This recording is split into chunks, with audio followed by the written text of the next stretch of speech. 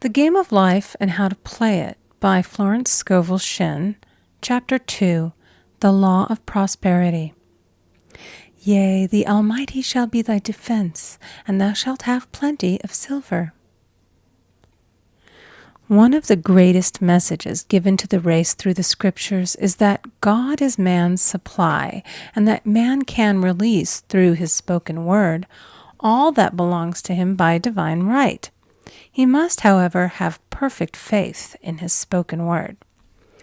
Isaiah said, "My word shall not return unto me void, but shall accomplish that whereunto it is sent." We know now that words and thoughts are a tremendous vibratory force, ever molding man's body and affairs. A woman came to me in great distress and said she was to be sued on the 15th of the month for $3,000. She knew no way of getting the money and was in despair. I told her that God was her supply and that there is a supply for every demand. So I spoke the word. I gave thanks that the woman would receive $3,000 at the right time in the right way. I told her she must have perfect faith and act her perfect faith. The 15th came, but no money had materialized. She called me on the phone and asked what she was to do. I replied, "It is Saturday, so they won't sue you today. Your part is to act rich, thereby showing perfect faith that you will receive it by Monday." She asked me to lunch with her to keep her courage.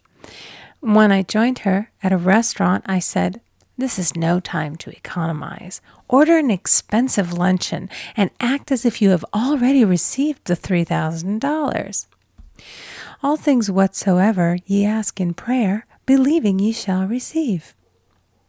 You must act as if you had already received.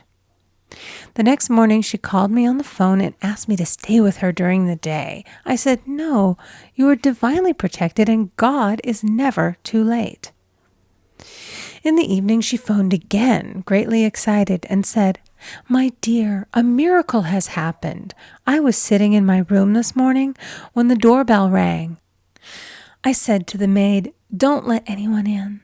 The maid, however, looked out the window and said, 'It's your cousin with the long white beard.' So I said, 'Call him back. I would like to see him.' And he was just turning the corner when he heard the maid's voice, and he came back. He talked for about an hour, and just as he was leaving, he said, 'Oh, by the way, how are finances?' I told him I needed the money, and he said, 'Why, my dear, I will give you $3,000 the first of the month.' I didn't like to tell him that I was going to be sued. What shall I do? I won't receive it till the first of the month, and I must have it tomorrow. I said, 'I'll keep on treating.' I said, 'Spirit is never too late. I give thanks that she has received the money on the invisible plane and that it manifests on time.' The next morning, her cousin called her up and said, 'Come to my office this morning, and I will give you the money.' That afternoon, she had $3,000 to her credit in the bank and wrote checks as rapidly as her excitement would permit. If one asks for success and prepares for failure, he will get the situation he has prepared for. For example, a man came to me asking me to speak the word that a certain debt would be wiped out. I found he spent his time planning what he would say to the man when he did not pay his bill, therefore neutralizing my words. He should have seen himself paying the debt. We have a wonderful illustration of this in the Bible, relating to the 3 kings who were in the desert, without water for their men and horses. They consulted the prophet Elisha, who gave them this astonishing message. "Thus saith the Lord, ye shall not see wind, neither shall ye see rain, yet make this valley full of ditches." Man must prepare for the thing he has asked for when there isn't the slightest sign of it in sight. For example, a woman found it necessary to look for an apartment during the year when there was a great shortage of apartments in New York. It was considered almost an impossibility, and her friends were sorry for her and said, "Isn't it too bad? You'll have to store your furniture and live in a hotel." She replied, "You needn't feel sorry for me. I'm a Superman, and I'll get an apartment." She spoke the words, "Infinite Spirit, open the way for the right apartment." She knew there was a supply for every demand, and that she was unconditioned, working on the spiritual plane, and that one with God is a majority. She had contemplated buying new blankets when the tempter, the adverse thought or reasoning mind, suggested, "Don't buy the blankets. Perhaps, after all, you won't get an apartment and you will have no use for them." Promptly she replied to herself, "I'll dig my ditches by buying the blankets." So she prepared for the apartment, acted as though she already had it. She found one in a miraculous way, and it was given to her although there were over 200 other applicants. The blankets showed active faith. It is needless to say that the ditches dug by the 3 kings in the desert were filled to overflowing. Read 2 Kings. Getting into the spiritual swing of things is no easy matter for the average person. The adverse thoughts of doubt and fear surge from the subconscious. They are the army of the aliens, which must be put to flight. This explains why it is so often darkest before the dawn. A big demonstration is usually preceded by tormenting thoughts. Having made a statement of high spiritual truth, one challenges the old beliefs in the subconscious, and error is exposed to be put out. This is the time when one must make his affirmations of truth repeatedly and rejoice and give thanks that he has already received. "Before ye call, I shall answer." This means that every good and perfect gift is already man's, awaiting his recognition. Man can only receive what he sees himself receiving. The children of Israel were told that they could have all the land they could see. This is true of every man. He has only the land within his own mental vision. Every great work, every big accomplishment has been brought into manifestation through holding to the vision. And often, just before the big achievement, comes apparent failure and discouragement. The children of Israel, when they reached the promised land, were afraid to go in, for they said it was filled with giants who made them feel like grasshoppers. "And there we saw the giants, and we were in our own sight as grasshoppers." This is almost every man's experience. However, the one who knows spiritual law is undisturbed by appearance and rejoices while he is yet in captivity. That is, he holds to his vision and gives thanks that the end is accomplished. He has received. Jesus Christ gave a wonderful example of this. He said to his disciples, "Say not ye, there are yet 4 months, and then cometh the harvest? Behold, I say unto you, lift up your eyes, and look on the fields, for they are ripe already to harvest."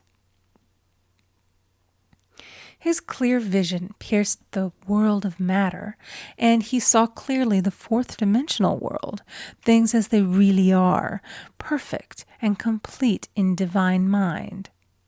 So man must ever hold the vision of his journey's end and demand the manifestation of that which he has already received. It may be his perfect health, love, supply, self-expression, home, or friends. They are all finished and perfect ideas registered in divine mind, man's own superconscious mind, and must come through him, not to him. For example, A man came to me asking for treatments for success. It was his imperative that he raise, within a certain time, $50,000 for his business. The time limit was almost up when he came to see me in despair. No one wanted to invest in his enterprise, and the bank had flatly refused a loan. I replied, "I suppose you lost your temper while at the bank, therefore your power. You can control any situation if you first control yourself." "Go back to the bank," I added, "and I will treat." My treatment was, "You are identified in love with the spirit of everyone connected with the bank. Let the divine idea come out of this situation." He replied, "Woman, you are talking about an impossibility. Tomorrow is Saturday. The bank closes at 12, and my train won't get me there until 10, and the time limit is up tomorrow, and anyway, they won't do it. It's too late." I replied, "God doesn't need any time and is never too late. With him, all things are possible." I added, "I don't know anything about business, but I know all about God." He replied, "It all sounds fine when I sit here listening to you, but when I go out, it's terrible." He lived in a distant city, and I did not hear from him for a week. Then came a letter. It read, "You were right. I raised the money, and I will never again doubt the truth of all that you have told me." I saw him a few weeks later, and I said, "What happened? You evidently had plenty of time after all." He replied, "My train was late, and I got there just 15 minutes to 12. I walked into the bank quietly, and I said, 'I have come for the loan.' And they gave it to me without a question." It was the last 15 minutes of the time allotted to him, and Infinite Spirit was not too late. In this instance, the man could never have demonstrated alone. He needed someone to help him hold the vision. This is what one man can do for another. Jesus Christ knew the truth of this when he said, "If two of you shall agree on earth as touching anything that they shall ask, it shall be done for them of my Father which is in heaven." One gets too close to his own affairs and becomes doubtful and fearful. The friend or healer sees clearly the success, health, or prosperity and never wavers because he is not close to the situation. It is much easier to demonstrate for someone else than for oneself, so a person should not hesitate to ask for help if he feels himself wavering. A keen observer of life once said, "No man can fail if some one person sees him successful." Such is the power of the vision, and many a great man has owed his success to a wife or a sister or a friend who believed in him and held without wavering to the perfect pattern. End of chapter 2.